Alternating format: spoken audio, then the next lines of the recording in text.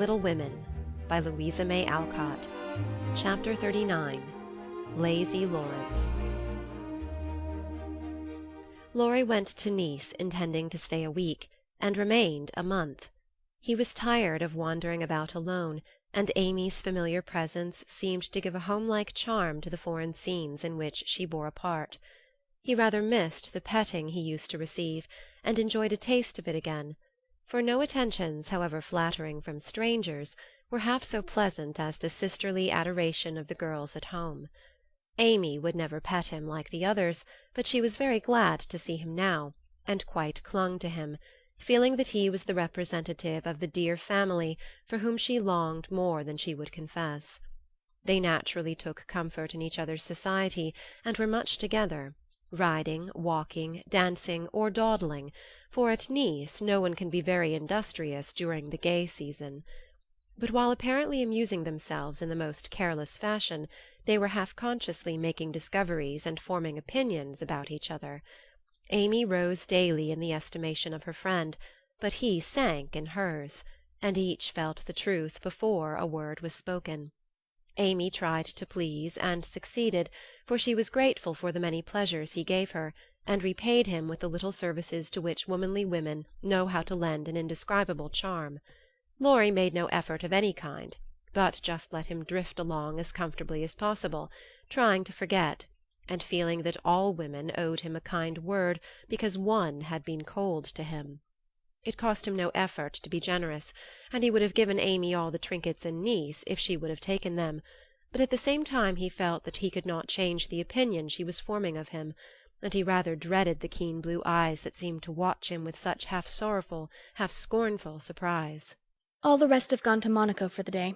I preferred to stay at home and write letters. They're done now, and I'm going to Valrosa to sketch. Will you come? Said Amy as she joined Laurie one lovely day when he lounged in as usual about noon. Well, yes, but isn't it rather warm for such a long walk? He answered slowly, for the shaded salon looked inviting after the glare without. I'm going to have the little carriage, and Baptiste can drive, so you'll have nothing to do but hold your umbrella and keep your gloves nice, returned Amy with a sarcastic glance at the immaculate kids, which were a weak point with Laurie. Then I'll go with pleasure. And he put out his hand for her sketch-book, but she tucked it under her arm with a sharp, "Don't trouble yourself. It's no exertion to me, but you don't look equal to it." Laurie lifted his eyebrows and followed at a leisurely pace as she ran downstairs, but when they got into the carriage he took the reins himself, and left little Baptiste nothing to do but fold his arms and fall asleep on his perch. The two never quarrelled. Amy was too well bred, and just now Laurie was too lazy, so in a minute he peeped under her hat-brim with an inquiring air. She answered him with a smile, and they went on together in the most amicable manner. It was a lovely drive, along winding roads rich in the picturesque scenes that delight beauty-loving eyes. Here an ancient monastery, whence the solemn chanting of the monks that came down to them. There a bare-legged shepherd in wooden shoes, pointed hat, and rough jacket over one shoulder, sat piping on a stone while his goats skipped among the rocks or lay at his feet. Meek, mouse-coloured donkeys, laden with panniers of freshly cut grass, passed by, with a pretty girl in a capelline sitting between the green piles, or an old woman spinning with a distaff as she went. Brown, soft-eyed children ran out from the quaint stone hovels to offer nosegays or bunches of oranges still on the bough. Gnarled olive trees covered the hills with their dusky foliage, fruit hung golden in the orchard, and great scarlet anemones fringed the roadside, while beyond green slopes and craggy heights the maritime Alps rose sharp and white against the blue Italian sky. Valrosa well deserved its name, for in that climate of perpetual summer roses blossomed everywhere. They overhung the archway, thrust themselves between the bars of the great gate with a sweet welcome to passers-by, and lined the avenue, winding through lemon-trees and feathery palms up to the villa on the hill. Every shadowy nook, where seats invited one to stop and rest, was a mass of bloom. Every cool grotto had its marble nymph smiling from a veil of flowers, and every fountain reflected crimson, white, or pale pink roses, leaning down to smile at their own beauty. Roses covered the walls of the house, draped the cornices, climbed the pillars, and ran riot over the balustrade of the wide terrace, whence one looked down on the sunny Mediterranean and the white-walled city on its shore. This is a regular honeymoon paradise, isn't it? Did you ever see such roses? Asked Amy, pausing on the terrace to enjoy the view and a luxurious whiff of perfume that came wandering by. No, nor felt such thorns, returned Laurie with his thumb in his mouth after a vain attempt to capture a solitary scarlet flower that grew just beyond his reach. Try lower down and pick those that have no thorns, said Amy, gathering 3 of the tiny cream-colored ones that starred the wall behind her. She put them in his buttonhole as a peace-offering, and he stood a minute looking down at them with a curious expression, for in the Italian part of his nature there was a touch of superstition, and he was just then in that state of half-sweet, half-bitter melancholy, when imaginative young men find significance in trifles and food for romance everywhere. He had thought of Jo in reaching after the thorny red rose, for vivid flowers became her, and she had often worn ones like that from the greenhouse at home. The pale roses Amy gave him were the sort that the Italians lay in dead hands, never in bridal wreaths, and for a moment he wondered if the omen was for Jo or for himself. But the next instant his American common sense got the better of sentimentality, and he laughed a heartier laugh than Amy had heard since he came. It's good advice. You'd better take it and save your fingers, she added, thinking her speech had amused him. Thank you, I will, he answered in jest, and a few months later he did it in earnest. Laurie, when are you going to your grandfather? She asked presently, as she settled herself on a rustic seat. Very soon. You have said that 12 times within the last 3 weeks. I dare say short answers save trouble. He expects you, and you really ought to go. Hospitable creature. I know it. Then why don't you do it? Natural depravity, I suppose. Natural indolence, you mean. It's really dreadful. And Amy looked severe. Not so bad as it seems, for I should only plague him if I went. So I might as well stay and plague you a little longer. You can bear it better. In fact, I think it agrees with you excellently. And Laurie composed himself for a lounge on the broad ledge of the balustrade. Amy shook her head and opened her sketch-book with an air of resignation, but she had made up her mind to lecture that boy, and in a minute she began again. What are you doing just now? Watching lizards? No. I mean, what do you intend and wish to do? Smoke a cigarette, if you'll allow me. How provoking you are. I don't approve of cigars, and I will only allow it on condition that you let me put you into my sketch. I need a figure. With all the pleasure in life. How will you have me, full length or 3/4? On my head or my heels? I should respectfully suggest a recumbent posture. Then put yourself in also and call it dolce far niente. Stay as you are and go to sleep if you like. I intend to work hard, said Amy in her most energetic tone. What delightful enthusiasm! And he leaned against a tall urn with an air of entire satisfaction. What would Jo say if she saw you now? Asked Amy impatiently, hoping to stir him up by the mention of her still more energetic sister's name. As usual, go away, Teddy, I'm busy. He laughed as he spoke, but the laugh was not natural, and a shade passed over his face, for the utterance of the familiar name touched the wound that was not healed yet. Both tone and shadow struck Amy, for she had seen and heard them before, but now she looked up in time to catch a new expression on Laurie's face, a hard, bitter look, full of pain, dissatisfaction, and regret. It was gone before she could study it, and the listless expression back again. She watched him for a moment with artistic pleasure, thinking how like an Italian he looked, as he lay basking in the sun with uncovered head and eyes full of southern dreaminess, for he seemed to have forgotten her and fallen into a reverie. You look like the effigy of a young knight asleep on his tomb, she said, carefully tracing the well-cut profile defined against the dark stone. Wish I was. That's a foolish wish, unless you have spoiled your life. You're so changed, I sometimes think— There Amy stopped, with a half-timid, half-wistful look, more significant than her unfinished speech. Laurie saw and understood the affectionate anxiety which she hesitated to express, and looked straight into her eyes, said, just as he used to say it to her mother, It's all right, ma'am. That satisfied her, and set at rest the doubts that had begun to worry her lately. It also touched her, and she showed that it did, by the cordial tone in which she said, I'm glad of that. I didn't think you'd been a very bad boy, but I fancied you might have wasted money at that wicked Baden-Baden, lost your heart to some charming Frenchwoman with a husband, or got into some of the scrapes that young men seem to consider a necessary part of a foreign tour. Don't stay out there in the sun. Come and lie on the grass here, and let us be friendly, as Joe used to say when we got in the sofa corner and told secrets." Laurie obediently threw himself down on the turf and began to amuse himself by sticking daisies into the ribbons of Amy's hat that lay there. I'm all ready for the secrets. And he glanced up with a decided expression of interest in his eyes. "I've none to tell. You may begin."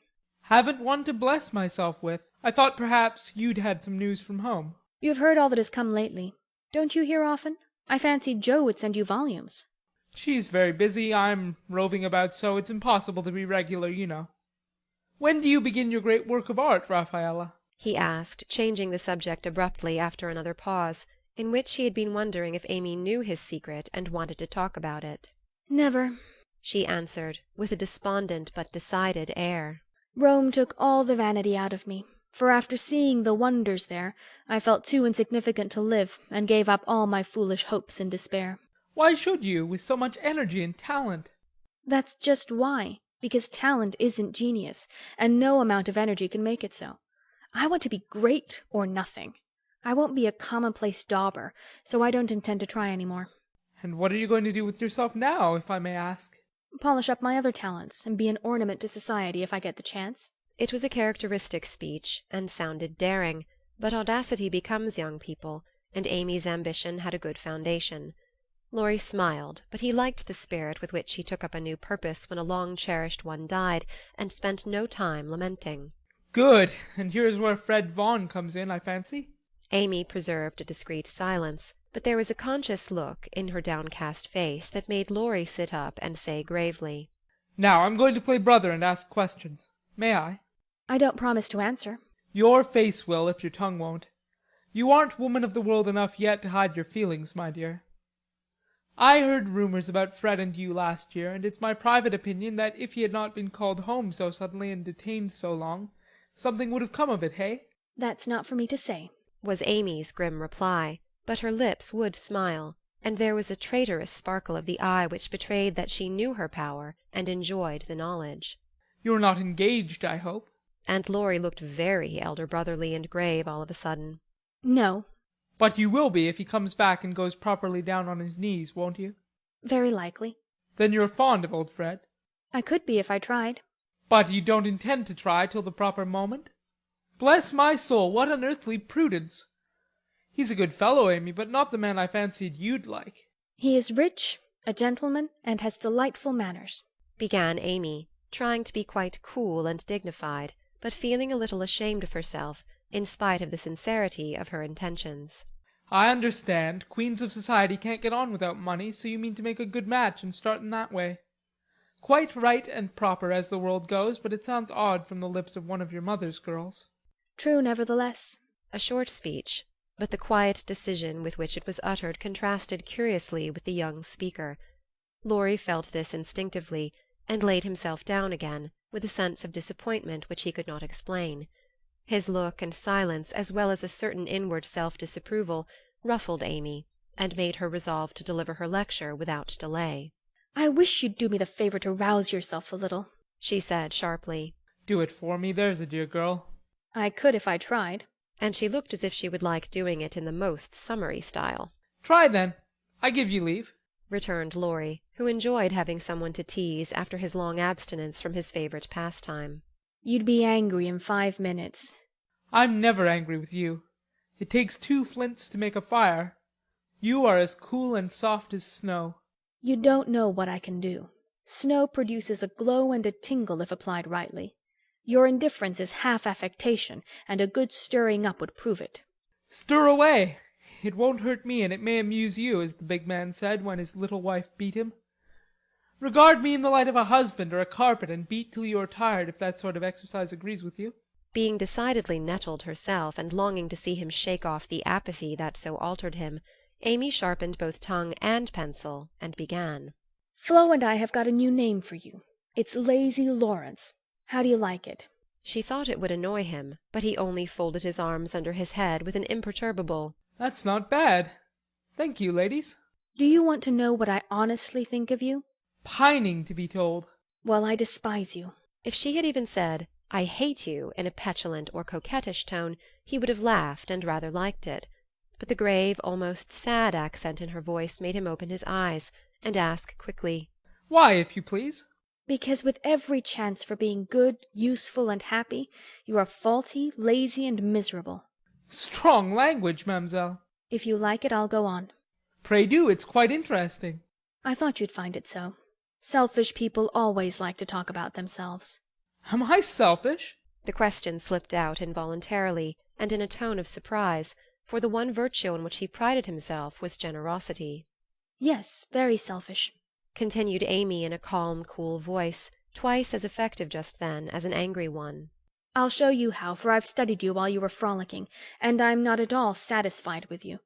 Here you have been abroad nearly 6 months, and done nothing but waste time and money and disappoint your friends. Isn't a fellow to have any pleasure after a 4-year grind? You don't look as if you'd had much. At any rate, you're none the better for it, as far as I can see. I said when we first met that you had improved. Now I take it all back, for I don't think you half so nice as when I left you at home. You have grown abominably lazy, you like gossip, and waste time on frivolous things. You are contented to be petted and admired by silly people, instead of being loved and respected by wise ones. With money, talent, position, health, and beauty, you like that old vanity, but it's the truth, so I can't help saying it. With all these splendid things to use and enjoy, you can find nothing to do but dawdle, and instead of being the man you ought to be, you are only— There she stopped, with a look that had both pain and pity in it. St. Laurence on a gridiron, added Laurie, blandly finishing the sentence. But the lecture began to take effect, for there was a wide-awake sparkle in his eyes now, and a half-angry, half-injured expression replaced the former indifference. I supposed you'd take it so. You men tell us we are angels, and say we can make you what we will. But the instant we honestly try to do you good, you laugh at us and won't listen, which proves how much your flattery is worth. Amy spoke bitterly, and turned her back on the exasperating martyr at her feet. In a minute a hand came down over the page so that she could not draw, and Laurie's voice said, with a droll imitation of a penitent child, I will be good. Oh, I will be good. But Amy did not laugh, for she was in earnest, and tapping on the outspread hand with her pencil, said soberly, Aren't you ashamed of a hand like that? It's as soft and white as a woman's, and looks as if it never did anything but wear Jouvin's best gloves and pick flowers for ladies. You're not a dandy, thank heaven, so I'm glad to see there are no diamonds or big seal rings on it, only the little old one Joe gave you so long ago. Dear soul, I wish she were here to help me. So do I. The hand vanished as suddenly as it came, and there was energy enough in the echo of her wish to suit even Amy. She glanced down at him with a new thought in her mind, but he was lying with his hat half over his face, as if for shade, and his moustache hid his mouth. She only saw his chest rise and fall, with a long breath that might have been a sigh, and the hand that wore the ring nestled down into the grass, as if to hide something too precious or too tender to be spoken of. All in a minute various hints and trifles assumed shape and significance in Amy's mind, and told her what her sister never had confided to her. She remembered that Laurie never spoke voluntarily of Joe. She recalled the shadow on his face just now, the change in his character, and the wearing of the little old ring which was no ornament to a handsome hand. Girls are quick to read such signs and feel their eloquence. Amy had fancied that perhaps a love trouble was at the bottom of the alteration, and now she was sure of it. Her keen eyes filled, and when she spoke again, it was in a voice that could be beautifully soft and kind when she chose to make it so. I have no right to talk to you so, Laurie. And if you weren't the sweetest-tempered fellow in the world, you'd be very angry with me. But we are all so fond and proud of you, I couldn't bear to think they should be disappointed in you at home as I have been, though perhaps they would understand the change better than I do. I think they would, came from under the hat in a grim tone, quite as touching as a broken one. They ought to have told me and not let me go blundering and scolding when I should have been more kind and patient than ever.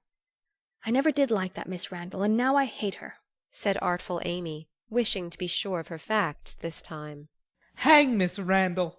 And Laurie knocked the hat off his face with a look that left no doubt of his sentiments toward that young lady. I beg pardon. I thought— And there she paused diplomatically. No, you didn't. You know perfectly well I never cared for anyone but Joe. Laurie said in his old impetuous tone, and turned his face away as he spoke. I did think so. But as they never said anything about it, and you came away, I supposed I was mistaken. And Joe wouldn't be kind to you? Why, I was sure she loved you dearly. She was kind, but not in the right way, and it's lucky for her she didn't love me, if I'm the good-for-nothing fellow you think me. It's her fault, though, and you may tell her so. The hard bitter look came back again as he said that, and it troubled Amy, for she did not know what balm to apply. I was wrong. I didn't know. I'm very sorry I was so cross, but I can't help wishing you'd bear it better, Teddy dear. Don't! That's her name for me. And Laurie put up his hand with a quick gesture to stop the words spoken in Joe's half-kind, half-reproachful tone. Wait till you've tried it yourself, he added in a low voice, as he pulled the grass up by the handful. I'd take it manfully and be respected if I couldn't be loved, said Amy, with the decision of one who knew nothing about it. Now Laurie flattered himself that he had borne it remarkably well, making no moan, asking no sympathy, and taking his trouble away to live it down alone. Amy's lecture put the matter in a new light, and for the first time it did look weak and selfish to lose heart at the first failure, and shut himself up in moody indifference. He felt as if suddenly shaken out of a pensive dream, and found it impossible to go to sleep again. Presently he sat up and asked slowly, Do you think Joe would despise me as you do? Yes, if she saw you now. She hates lazy people. Why don't you do something splendid and make her love you? I did my best, but it was no use. Graduating well, you mean? That was no more than you ought to have done for your grandfather's sake. It would have been shameful to fail after spending so much time and money when everyone knew that you could do well. I did fail, say what you will, for Joe wouldn't love me, began Laurie, leaning his head on his hand in a despondent attitude. No, you didn't, and you'll say so in the end, for it did you good, and proved that you could do something if you tried. If you'd only set about another task of some sort, you'd soon be your hearty, happy self again and forget your trouble. That's impossible. Try it and see. You needn't shrug your shoulders and think much she knows about such things. I don't pretend to be wise, but I am observing, and I see a great deal more than you'd imagine. I'm interested in other people's experiences and inconsistencies, and though I can't explain, I remember and use them for my own benefit. Love Joe all your days if you choose, but don't let it spoil you, for it's wicked to throw away so many good gifts because you can't have the one you want. There, I won't lecture any more, for I know you'll wake up and be a man in spite of that hard-hearted girl. Neither spoke for several minutes. Laurie sat turning the little ring on his finger, and Amy put the last touches to the hasty sketch she had been working at while they talked. Presently she put it on his knee, merely saying, How do you like that? He looked, and then he smiled, as he could not help well doing, for it was capitally done, the long lazy figure on the grass, with listless face, half-shut eyes, and one hand holding a cigar, from which came the little wreath of smoke that encircled the dreamer's head. How well you draw, he said, with a genuine surprise and pleasure at her skill, adding with a half-laugh, Yes, that's me. As you are.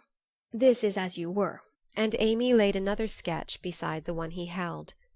It was not nearly so well done, but there was a life and a spirit in it which atoned for many faults, and it recalled the past so vividly that a sudden change swept over the young man's face as he looked. Only a rough sketch of Laurie taming a horse. Hat and coat were off, and every line of the active figure, resolute face, and commanding attitude were full of energy and meaning. The handsome brute, just subdued, stood arching his neck under the tightly drawn rein, with one foot impatiently pawing the ground, and ears pricked up as if for listening for the voice that had mastered him. In the ruffled mane, the rider's breezy hair and erect attitude, there was a suggestion of suddenly arrested motion, of strength, courage, and youthful buoyancy that contrasted sharply with the supine grace of the dolce far niente sketch. Laurie said nothing, but as his eye went from one to the other, Amy saw him flush up and fold his lips together as if he read and accepted the little lesson she had given him. That satisfied her, and without waiting for him to speak, she said in her sprightly way, Don't you remember the day you played Rary with Puck, and we all looked on? Meg and Beth were frightened, but Joe clapped and pranced, and I sat on the fence and drew you. I found that sketch in my portfolio the other day, touched it up, and kept it to show you. Much obliged. You've improved immensely since then, and I congratulate you. May I venture to suggest, in A Honeymoon Paradise, that 5 o'clock is the dinner hour at your hotel?" Laurie rose as he spoke, returned the pictures with a smile and a bow, and looked at his watch, as if to remind her that even moral lectures should have an end. He tried to resume his former easy, indifferent air, but it was an affectation now, for the rousing had been more efficacious than he would confess. Amy felt the shade of coldness in his manner, and said to herself, "Now I've offended him. Well, if it does him good, I'm glad. If it makes him hate me, I'm sorry, but it's true, and I can't take back a word of it." They laughed and chatted all the way home, and little Baptiste, up behind, thought that Monsieur and Mademoiselle were in charming spirits. But both felt ill at ease. The friendly frankness was disturbed, the sunshine had a shadow over it, and despite their apparent gaiety, there was a secret discontent in the heart of each. "Shall we see you this evening, mon frère?" asked Amy as they parted at her aunt's door. "Unfortunately, I have an engagement. Au revoir, mademoiselle." And Laurie bent as if to kiss her hand in the foreign fashion, which became him better than many men. Something in his face made Amy say quickly and warmly, "No, be yourself with me, Laurie, and part in the good old way. I'd rather have a hearty English handshake than all the sentimental salutations in France." "Good-bye, dear." And with these words, uttered in the tone she liked, Laurie left her, after a handshake almost painful in its heartiness. Next morning, instead of the usual call, Amy received a note which made her smile at the beginning and sigh at the end. "My dear Mentor, please make my adieu to your aunt, and exult within yourself, for lazy Laurence has gone to his grandpa like the best of boys. A pleasant winter to you, and may the gods grant you a blissful honeymoon at Valrosa. I think Fred would be benefited by a rouser. Tell him so with my congratulations. Yours gratefully, Telemachus." "Good boy. I'm glad he's gone," said Amy with an approving smile. The next minute her face fell as she glanced about the empty room, adding with an involuntary sigh, "Yes, I am glad. But how I shall miss him." End of chapter 39.